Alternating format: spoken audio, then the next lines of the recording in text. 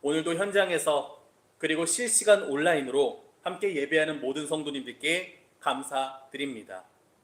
우리가 하나님을 찾을 때 하나님께서 우리에게 임재하시고 또 하나님의 능력으로 살아갈 때 언제나 승리하게 될 줄 믿습니다.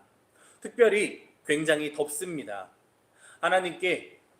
하나님께서 우리의 건강을 책임져 주시기를 원하며 또 우리가 하나님의 나라를 이루는 거룩한 성도가 되기를 진심으로 소망하고 또 기도하고 있겠습니다. 한국말에는 이런 표현이 있습니다. 아다르고 어다르다. 그리고 한국말은 끝까지 듣기 전까지는 그 의미를 모른다. 어떤 표현일까요? 그 정도로 한국말은 이해하기 쉽지 않고 또 때로 우리가 오늘날 잘못 쓰는 경우도 굉장히 많다는 것입니다. 우리 오늘 설교 제목은 비성경적 기독교 전통입니다. 그리고 부제로는 성경적, 비성경적, 그리고 반성경적이라고 붙였습니다. 오늘날 우리가 기독교 신앙을 지키는 데 있어서 가장 중요한 것은 성경인데 성경을 이해하고 또 성경적이지 않은 걸 표현할 때 우리 또한 언어적으로 오해가 있는 것 같습니다. 그래서 오늘은 이런 부분을 가볍게 알아보고자 합니다. 기독교는 전통적으로 신앙생활에서 성경을 가장 중요하게 생각해 왔습니다. 특별히 종교개혁 이후 개신교가 부교에서 분리된 후로부터는 오직 성경이라는 슬로건이 우리 안에 기본 개념으로 자리 잡혔습니다. 그러므로 우리는 계속해서 성경적인 것은 무엇인가 라는 연구를 끊임없이 해왔습니다. 그러나 막상 우리의 삶을 돌아보면, 우리의 신앙생활을 돌아보면 그것이 온전히 성경적이지 않을 때가 있다는 것을 충분히 떠올려 볼 수 있을 것 같습니다. 그렇다면 성경적이지 않으면 모든 것이 다 잘못된 것일까요? 오늘은 성경적인 것이란 무엇인가? 그리고 비성경적인 것이란 무엇인가? 더 나아가서 반성경적이라는 것은 무엇인가에 대해서 알아보도록 하겠습니다. 그러므로 우리가 먼저 알아야 할 것은 성경적인가 비성경적인가가 아닙니다. 오히려 바로 비성경적인 것과 반성경적인 것의 차이입니다. 비성경적인 것은 성경에 직접적으로 명시되어 있지 않은 것들을 우리는 비성경적이라고 말할 수 있습니다. 단편적인 예로는 지금 우리가 드리는 수요 저녁 예배도 마찬가지입니다.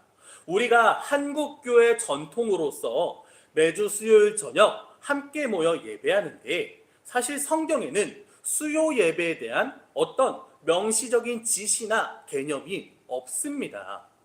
그러나 우리 성경 구절 한 구절 보도록 하겠습니다. 사도행전 2장 46절입니다. 날마다 마음을 같이하여 성전에 모이기를 힘쓰고 집에서 떡을 떼며 기쁨과 순전한 마음으로 음식을 먹고. 아멘. 다만 성경에서 기록되어 있기를 그리스도인들은 늘 모이기에 힘썼습니다. 이러한 노력이 자연스레 우리의 문화와 환경에도 녹아들었고, 그래서 우리 한국교회 전통 안에서는 수요 저녁 예배라는 것으로, 또는 수요 저녁 기도회도 있겠죠. 이런 것으로 자리를 잡게 되었다라는 것입니다. 즉 우리 예린교에서 드리는 수요 저녁 예배는 성경의 직접적인 명령이라기보다는 성경의 원리를 이해하고 그것을 오늘날 우리 문화 속에서 실현시킨 내용이라는 것입니다. 그렇다면 이 수요 저녁 예배는 어느 분께서는 여전히 성경에서 직접적으로 말하고 있지 않으므로 비성경적이다라고 말하실 수도 있을 테고, 또 어떤 분께서는 성경의 원리를 우리 삶 속에 실천한 것이므로 성경적이다라고 말을 하실 수도 있을 것 같습니다. 그에 비해 반성경적인 것은 무엇입니까? 오히려 반성경적인 것은 명확합니다. 말 그대로 성경의 명령, 성경의 기록에 직접적으로 위배되거나 또는 성경의 원리로 봤을 때 문제가 있는 것들을 우리는 반성경적이라고 말할 수 있는 것입니다. 예를 들어 한 구절 보도록 하겠습니다. 마태복음 24장 36절입니다. 그러나 그 날과 그때는 아무도 모르나니 하늘의 천사들도 아들도 모르고 오직 아버지만 아시느니라. 아멘. 우리 그리스도인들은 종말을 믿는 사람들입니다. 그렇다면 종말이 언제 올까요? 그게 우리의 최대 관심사 중 하나입니다. 다만 성경은 무엇이라고 기록하고 있습니까? 아무도 모른다. 천사도 모르고 아들도 모르고 그 마지막 날은 종말의 때는 오직 하나님 아버지만 아신다고 말하고 있습니다. 그렇기 때문에 오늘날 종말의 날, 휴거, 아마겟돈 등 마지막 때를 명시적으로 이야기하는 경우를 우리는 전부 이단이라고 판단합니다. 이것이 바로 반성경적인 것입니다. 성경의 직접적인 기술 또는 성경의 직접적인 계명에 반대로 위배되는 것들, 위반하는 것들을 우리는 명확하게 반성경적이라고 알 수 있는 것입니다. 그런데 우리 신앙생활에 어떤 문제가 있습니까? 비성경적이라는 말과 반성경적이란 말을 혼동해서 사용합니다. 비성경적인 것과 반성경적인 것을 거의 같은 의미로 사용할 때가 있습니다. 그런데 저는 우리 예린교회 성도님들께는 이 부분을 확실하게 구분하시면 좋겠다라고 말씀드립니다. 앞으로 우리 예린교회는 성경적인 것, 그리고 비성경적인 것, 그리고 반성경적인 것을 정확하게 구분했으면 좋겠습니다. 그리고 그렇기 위해서는 더욱 성경을 잘 알아야만 가능한 일입니다. 자, 그럼 다음으로 이렇게 말해보겠습니다. 우리는 오직 성경이라는 슬로건을 가지고 살아가는 그리스도인입니다.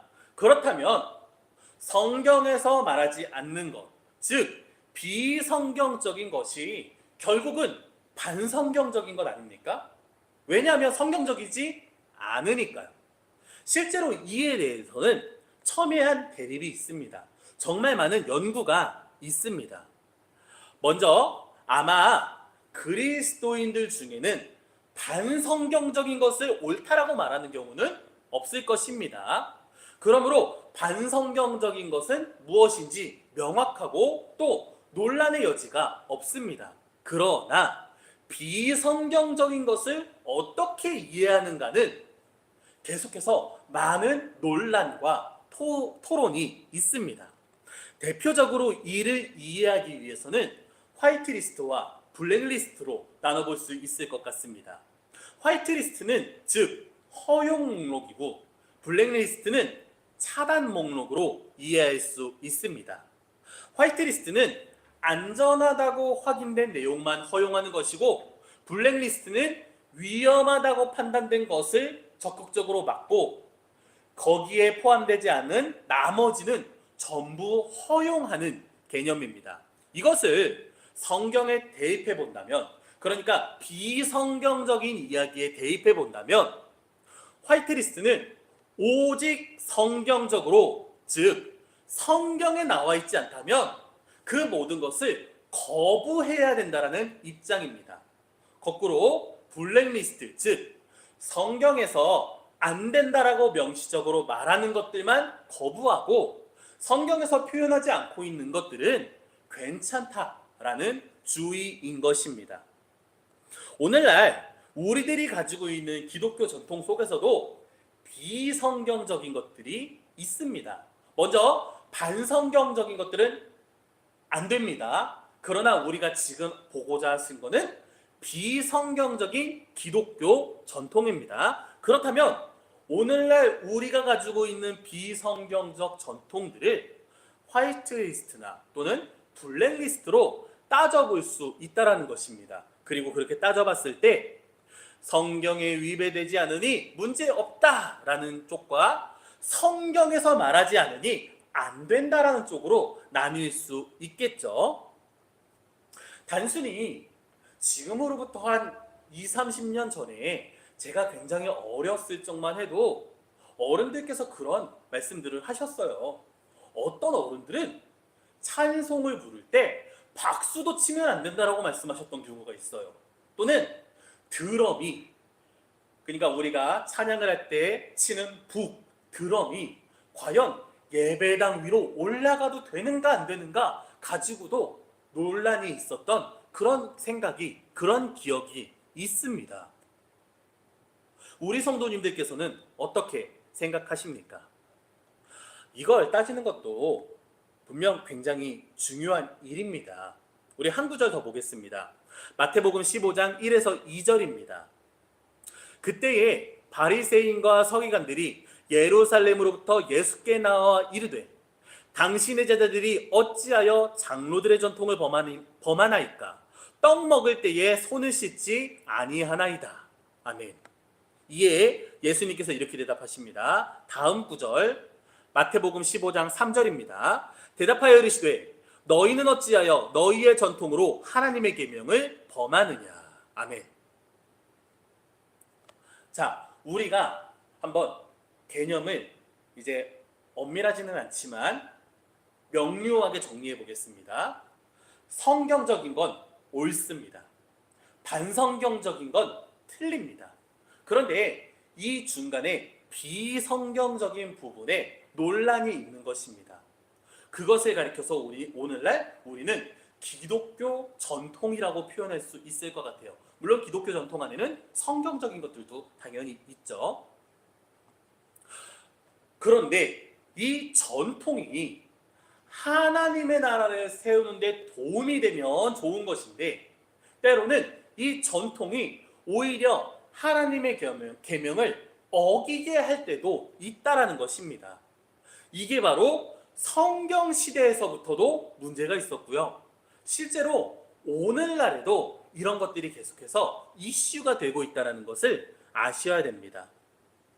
우리가 지금 이 무더운 여름이 지나면 가을이 옵니다. 그리고 가을에 우리는 지금껏 힘써 지켜온 큰 절기가 하나 있습니다.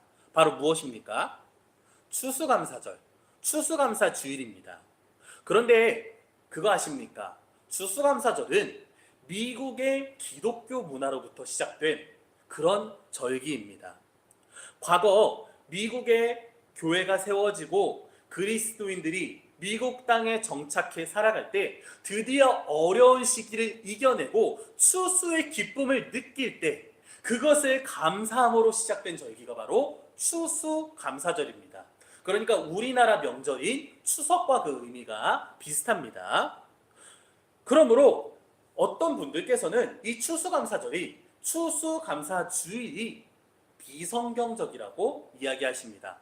물론 추수감사절에도 이런 성경적 근거가 있습니다. 바로 성경 안에서도 추수의 기쁨을 하나님께 감사하는 그런 날이 있었기 때문입니다. 이를 초막절 또는 장막절이라고 합니다. 레위기 23장 33에서 34절입니다. 여호와께서 모세에게 말씀하여 이르시되 이스라엘 자손에게 말하여 이르라. 일곱째 달 15째 날은 초막절이니 여호와를 위하여 이레 동안 지킬 것이라. 아멘.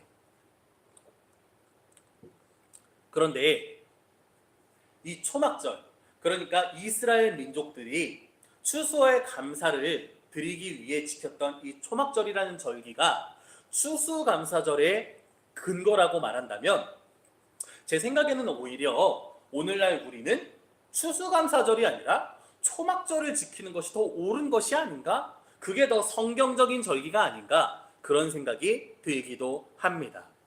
이처럼 비성경적인 기독교 전통은 오늘날에도 굉장히 논란이 많은 것입니다. 자, 그렇다면 우리가 이 비성경적인 기독교 전통에 대해서 어떻게 이해하면 좋을까요? 사실 어렵지 않습니다. 성경에서 반대하는 것이 아니라면 우리 문화 안에서 그것이 하나님을 섬기기 위해 하나님의 나라를 세우기 위해 자연스럽게 우리 안에서 습관으로 자리 잡은 것, 그것을 바로 전통이라고 말합니다. 그러므로 우리 안에 있는 비성경적 기독교 전통이 하나님 나라를 세우는 일이라면, 하나님께서 기뻐하시는 일이라면 우리는 그것을 굳게 지키는 것도 굉장히 좋은 일이라고 생각합니다. 그러므로 우리는 오히려 성경을 바로 알아야만 합니다. 앞서 말씀드렸던 추수감사절, 심지어 우리는 맥주감사절, 성경에 나오는 맥주절도 지키지요. 그런데 사실 우리들이 오늘날 농사를 짓는 사람들이 많습니까? 일부 농사 짓는 분들이 계시지만 특별히 도시 안에서 살아가는 우리들은 사실 추수의 기쁨이라는 것을 잘 모릅니다. 그러니 우리가 지키는 추수감사절과 맥주감사절의 의미가 곡식을 얻게 해주셔서 하나님 감사합니다 라는 의미와는 어느 정도 동떨어지게 되었습니다.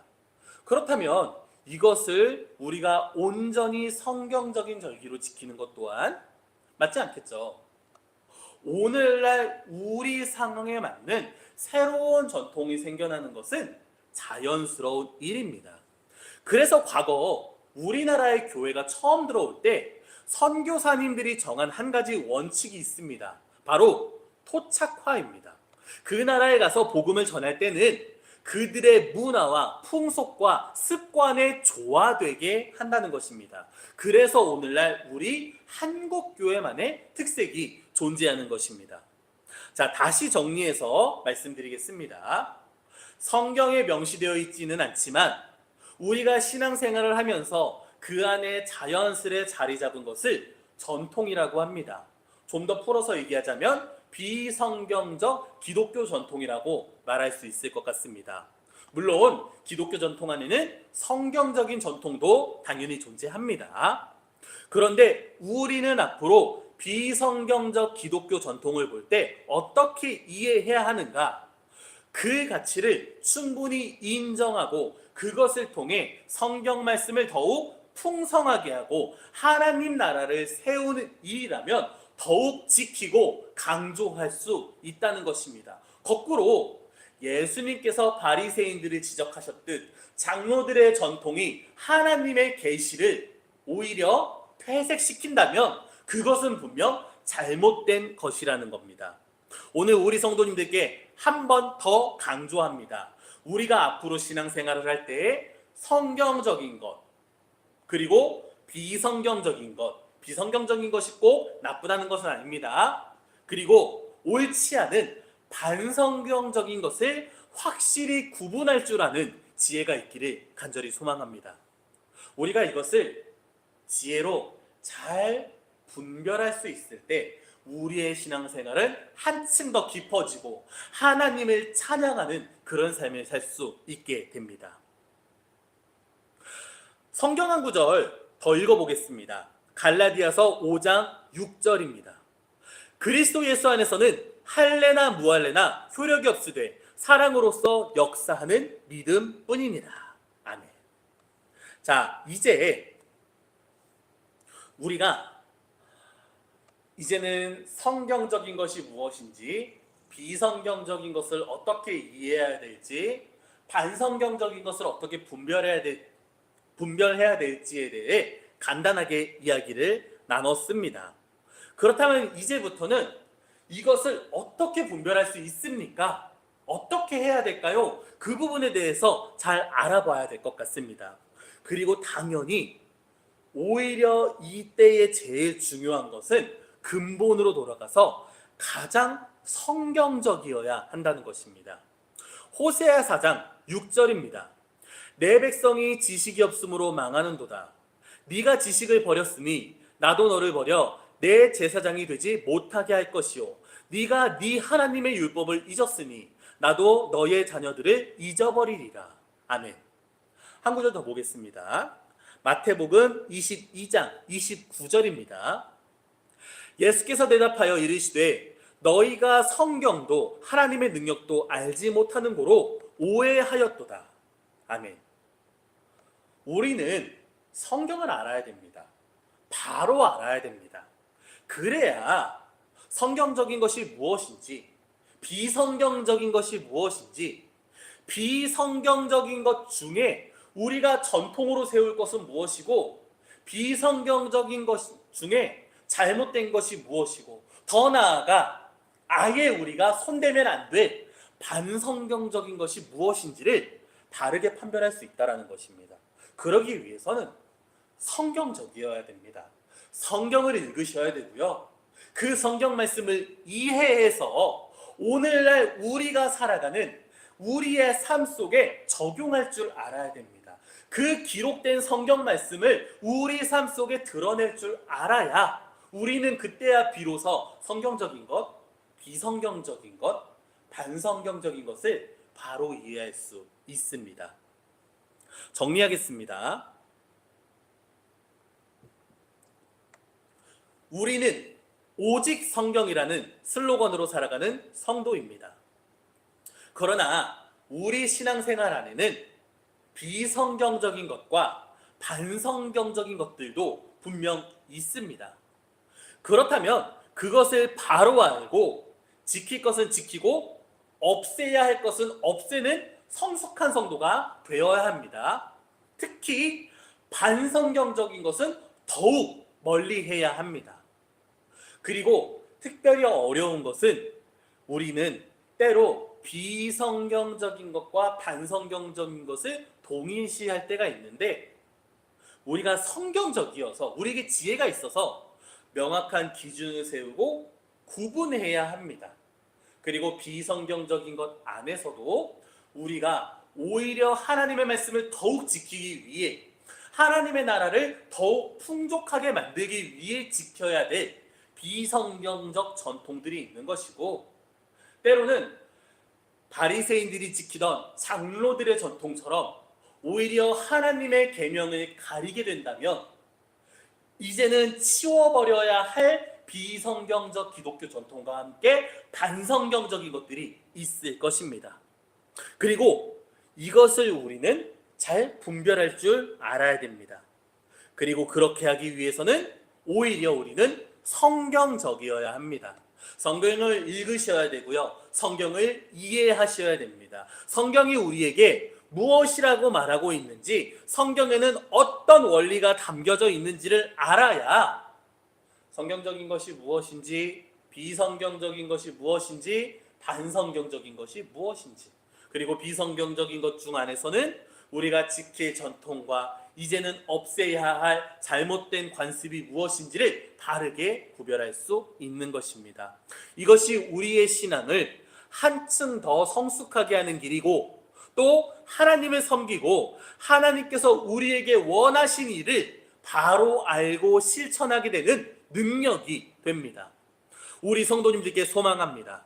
이번 한 주간 남은 3일의 시간을 살아가실 때에 오직 성경으로 승리하는 그런 예린교회 성도가 되기를 진심으로 소망하고 또 기도하겠습니다. 함께 기도하겠습니다.